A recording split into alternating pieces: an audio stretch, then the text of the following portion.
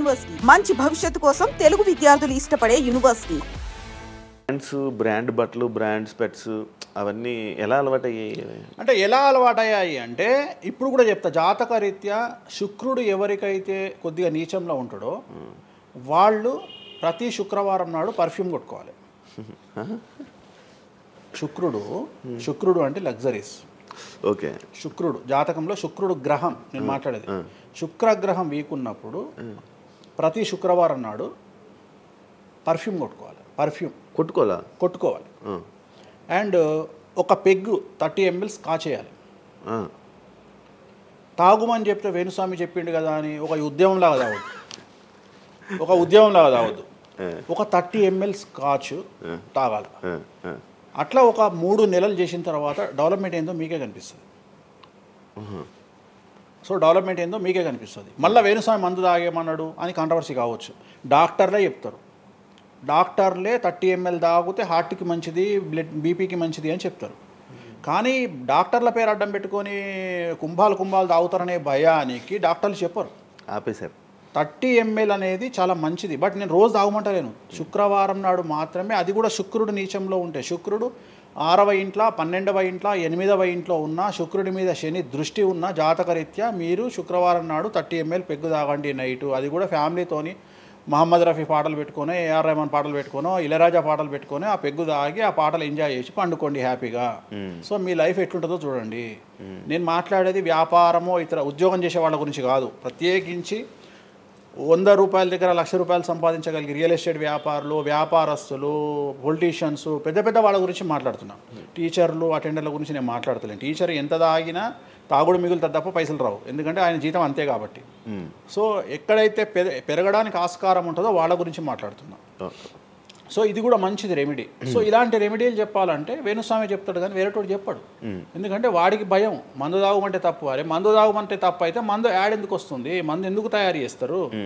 So ఇదన్నీ అందుకనే దేశ కాలమాన పరిస్థితి. కసినో తీసుకుపోయి గోవాలో పెడితేనేమో లీగలు, హైదరాబాద్లో పెడితే ఇల్లీగలు. సో నేను దేశ కాలమాన పరిస్థితులు అందుకనే చెప్తున్నా. దేశ పరిస్థితులు అంటే గోవాలో యాక్సెప్ట్ గేమింగ్ యాక్ట్, ఇండియా హైదరాబాద్లో యాక్సెప్ట్ కాదు. సో అదే చెప్తున్నా, ఒక దగ్గర విడాకులు అనేవి ఇండియాలో కష్టము, అమెరికాలో ఈజీ.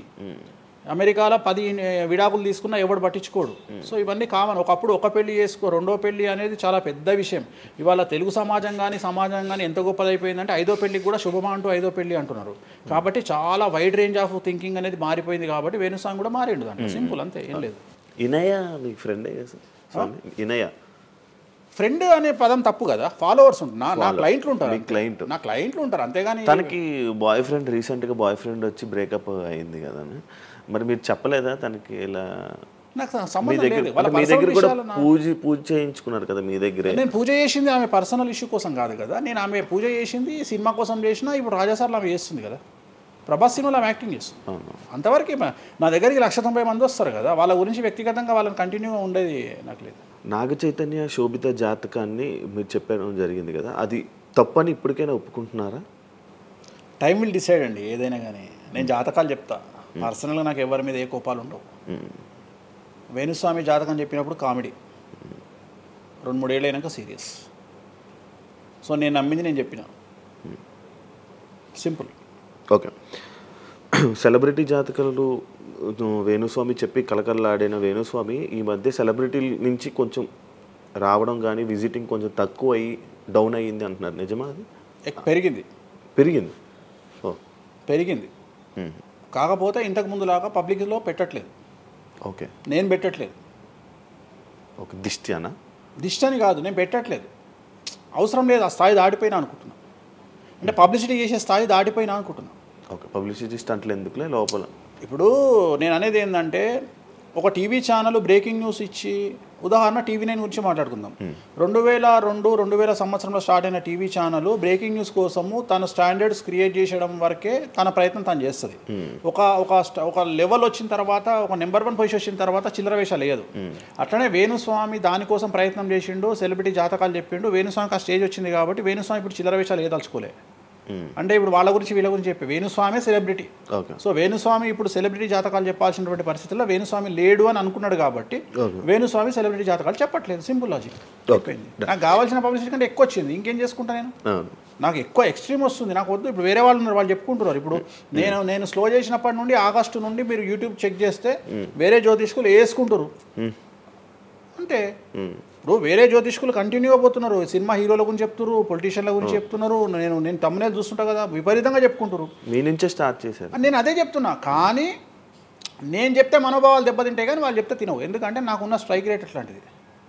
మీరు వైరల్ కంటెంట్. ఎస్, అదే చెప్తున్నాను నేను. ఇంకా ఆ రేంజ్కి వచ్చినా కాబట్టి నేను చెప్పదలుచుకోలే, వదిలేసిన. అంటే ఈ రేంజ్ రావడం కోసం చెప్పారు. చెప్పినా ఎందుకు చెప్పొద్దు, ఎందుకు రేంజ్ వచ్చి వదిలేసిన. మళ్ళీ ఎప్పుడు చెప్పే ఆలోచన లేదు. ఇప్పుడైతే లేదు, ఫ్యూచర్లో ఇప్పుడైతే లేదు. నా జాతకం మారి మళ్ళీ నాకు చిమ అంటే చెప్తా.